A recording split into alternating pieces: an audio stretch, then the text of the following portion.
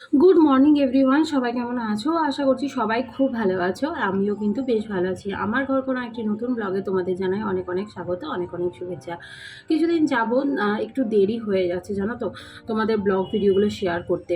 আসলে কি বলো তো, মেয়ের তো স্কুলটা ছুটি, তাই না? এখন ওই ওঠা, ঘুম থেকে ওঠা বা এই ব্যাপারটা, এই তাড়াহুড়ো ব্যাপারটা এখন আর যেহেতু নেই, তো এখন ওই কারণে একটু মাঝে মধ্যে দেরি হয়ে যাচ্ছে তোমাদের ভিডিওগুলো পোস্ট করতে।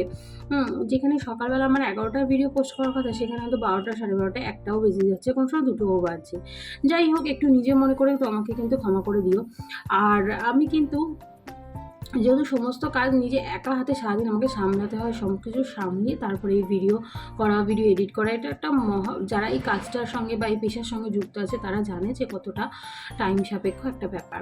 যাই হোক, এখন ঘড়িতে অলমোস্ট বাজে ৭টা। আমি তোমাদেরকে সঙ্গে করে নিয়ে এখান থেকে ব্লগটা শুরু করছি। আই হোপ তোমাদের ব্লগটা খুব ভালো লাগবে। ভালো লাগলে কিন্তু একটা করে লাইক কমেন্ট করতে ভুলো না। আর অবশ্যই কিন্তু তোমাদের একটা কমেন্ট আমাদের অনেক মোটিভেট করে সুন্দর সুন্দর ব্লগ ভিডিও বানানোর জন্য, তাই কমেন্ট কিন্তু অবশ্যই মাস্ট। আগের ব্লগ দেখে দিদিভাই কমেন্ট করেছিল দুজন। দেবযানী দিদিভাই কমেন্ট করেছে যে আমি তোমার হোম ট্যুর দেখতে চাই, তো হোম ট্যুর আমি অবশ্যই দিয়ে দেবো। আর সুস্মিতা দিদিভাই বলেছিল যে আমার ভিডিও দেখে নাকি তার খুবই ভালো লেগেছে। যাই হোক, আমার দুটো কমেন্ট খুব পছন্দ হয়েছে, আমি খুব মোটিভেটেড হয়েছি। আমি নিশ্চয়ই তোমাদের খুব শিগগিরই হোম ট্যুর দিয়ে দেবো। অবশ্যই তোমরা হোম ট্যুরও দেখতে পাবে। তাছাড়াও কিন্তু তোমার সুন্দর সুন্দর এরকম ভিডিওগুলো আমি কিন্তু তোমাদের সাথে শেয়ার করবো। তো চলো, এখন কিন্তু আমি সন্ধে হয়ে গেছে, তো সন্ধেবেলা যেহেতু আমি জিমে যাই, আর জিম থেকে আমি ফিরেছি প্রায় 7টা বেজে গেছে। তো তারপরেই কিন্তু দেখো আমি এসে তাড়াতাড়ি করে কিন্তু ঘরের কাজকর্মগুলো শুরু করে দিয়েছি। আমার মেয়ে আর আমার বর যেহেতু দুপুরবেলা একটু ঘুমায়, তো তার জন্য মেয়ে আবার প্রত্যেক দিন ঘুমায় না, কারণ যেহেতু মেয়ের আবার ক্লাস থাকে, জিমনাস্টিক ক্লাস থাকে 5টা থেকে, এখন 4:30 থেকে করেছে শীতের বেলা বলে। তো তার জন্য কিন্তু তখন যেদিন মেয়ে থাকে না, তো সেদিন বর একাই থাকে, শোয়, একটু বিশ্রাম করে, ওকে দিয়ে এসে আমাকে দিয়ে এসে। বাট যেদিন মেয়ে থাকে সেদিন বর আর মেয়ে দুজনেই কিন্তু বিশ্রাম করে। আর তাই আমি এসে বিছনাটা কিন্তু আগে তুলে ভালো করে ফ্রেশ করে করে নিই। এমন না যে আমি প্রত্যেক দিন সকালেই কাজগুলো করি, প্রত্যেক দিন কিন্তু বিকালবেলা সেম কাজ আমাকে করতেই হয়। আমি যেখানেই থাকি না কেন, যদি আমার সন্ধ্যেবেলা কোথাও যেতেও হয়, তবেই আমি কিন্তু এইসব কাজকর্ম সেরে তারপরে কিন্তু আমি কোথাও যাই। আর আজকে একটু এক্সট্রা একটা কাজ ছিল, এই মেলাগুলো। আসলে আমি দুপুরবেলা কাঁচাটা বসিয়ে দিয়ে তারপরে বেরিয়েছিলাম, তো বর বালতি করে এগুলো ছাদে রেখে গেছিলো। তারপরে কিন্তু আমি এখানে সমস্ত কিছু এখন কিন্তু দেখো মেলে দিচ্ছি। আসলে আজকে না একটু বেলায় পাম্প চালানো হয়েছিল আমাদের। আর তোমাদেরকে তো আমি আগেই বলেছি, আমাদের পাম্প চালানো যখন হয় তখন কিন্তু আমি কাচাকুচিগুলো করি। কারণ ইনস্টল করতে আসার সময় আমাকে লোকটা বলে দিয়েছিল পাম্প ভর্তি করেই তবে কিন্তু মেশিনে কাচতে, নাহলে মেশিনটা নষ্ট হয়ে যাবে। তো সেই জন্য কিন্তু এই যখন পাম্প ভরবে সেই অপেক্ষায় ছিলাম। আর এইগুলো খুব সুবিধা জানো তো আমার, মানে নিজে হাতে যেহেতু কাচতে হচ্ছে না। আর তারপরে সবথেকে বড় কথা, আমাদের এই উপরটা তো টোটাল শেড করা, টিনের শেড দেয়া, তো তার জন্যই কিন্তু আমার এই মেলতেও খুব সুবিধা হয়। এবার সারা রাত্রি থাকে, তাতে আমার কোনো অসুবিধাই হয় না, তো তাতে কোনো প্রবলেমও নেই। আর এখন আমি দেখো সন্ধ্যাবেলা এখানে দৌড়ে একটু জল ছিটিয়ে নিলাম, কারণ এইগুলোই কিন্তু নিয়ম, সন্ধ্যাবেলা কিন্তু দৌড়ে জল ছিটিয়ে তবে কিন্তু সমস্ত কাজকর্ম করতে হয়। এই যে কালো বক্সটা টাইপের দেখছো না, এটা হলো আমার ঠাকুরের ফ্রিজটা না এখন একটু রাখতে সমস্যা হচ্ছে। যাই হোক, আপাতত টেবিলে রেখেছি, পরে ঠিকঠাক করে অ্যাডজাস্ট করে রাখবো। তো এখানে এখন আমি ভগবানকে পুজো দিয়ে নিচ্ছি। আগে পুজো দিয়ে নিই, তারপরে কিন্তু তোমাদের সাথে বাকি কথা হচ্ছে।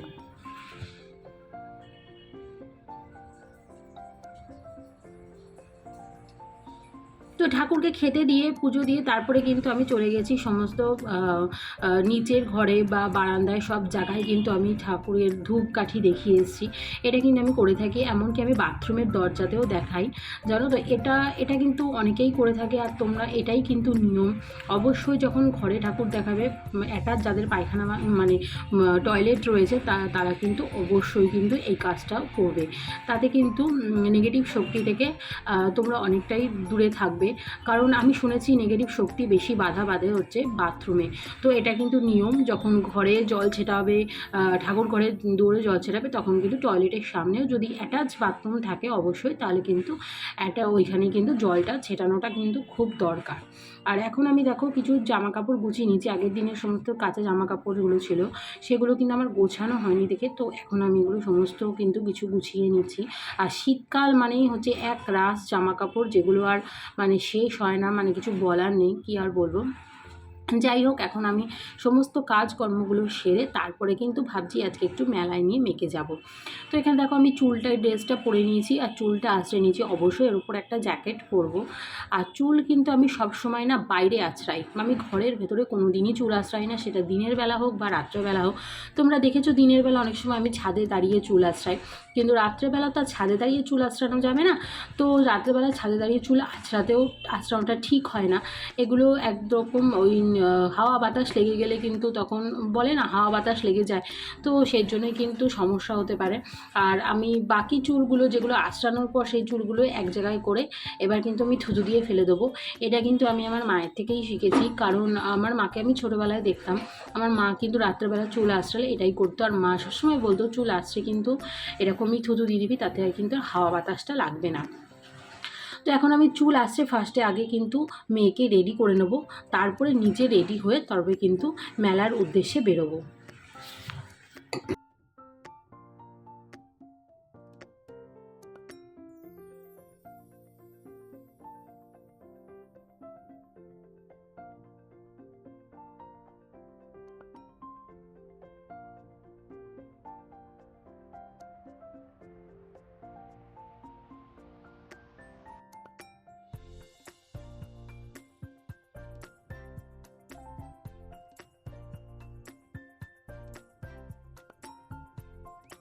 তো আমি সাজিয়ে দিয়েছি, কেমন লাগছে একদম একটু হালকা সুন্দর একটা লিপস্টিক, আর চোখে এই যে কাজল, সুন্দর একটা টিপ দিয়ে দিয়েছি, আইব্রো করে দিয়েছি, মাস্কারা দিয়ে দিয়েছি, সব দিয়ে দিয়েছি। চুলটাকে এরকম পনিটেল করে বেঁধে এই ক্লাচারটা দিয়ে দিয়েছি।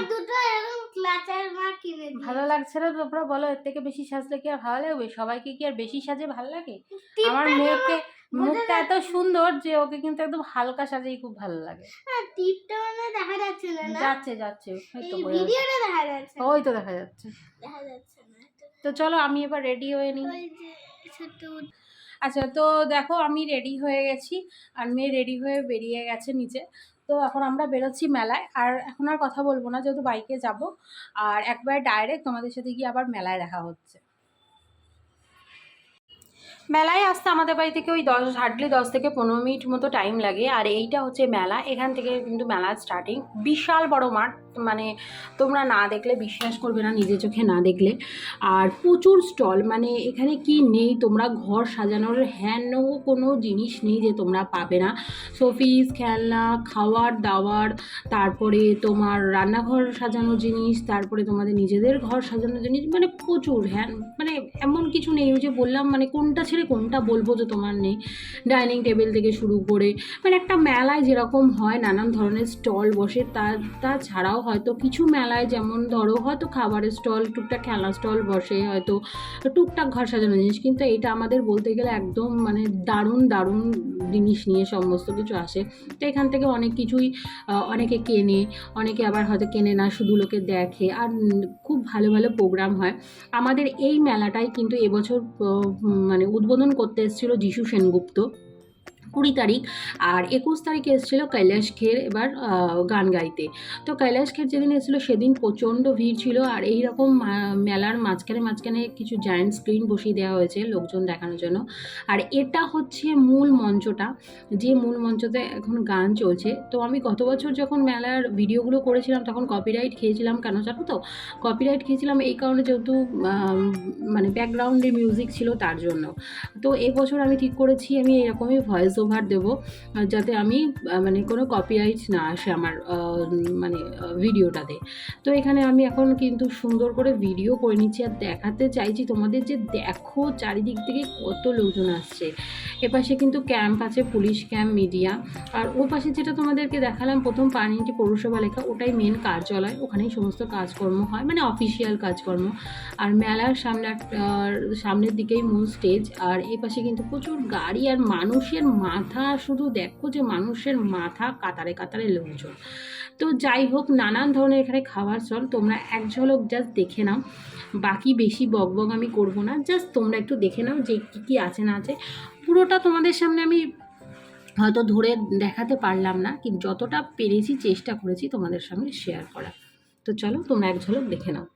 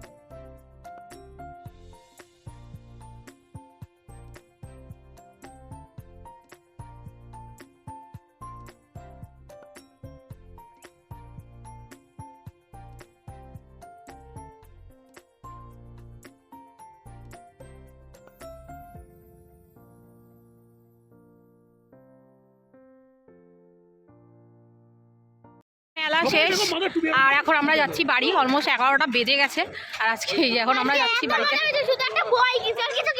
এত বড় মেলা, একটা শুধু বই কিনেছে যেটা খুব মূল্যবান জিনিস, সেটাইও কিনেছে। আর ওকে কিছু কিনে দেবো না। তো খাবার ভিডিও আমি একটাই করেছি। আর লাস্টে আমরা এখন খেলাম হচ্ছে চিকেন কাবাব। তোমাদের শুধু লুচি আর দেখালাম। তো চিকেন কাবাব খেলাম, শিক কাবাব, আর খেলাম হচ্ছে চিকেন কাটলেট খেলাম, আর খেলাম হচ্ছে চিকেন পপকর্ন। এগুলো খেয়ে এখন বাড়ি যাচ্ছি। তো চলো আজকের মতো ভিডিওটা এই পর্যন্ত, কারণ আমার মোবাইলে আর চার্জ নেই। আবার কালকে ব্লগে নেক্সট ভিডিওতে দেখা হবে। টাটা।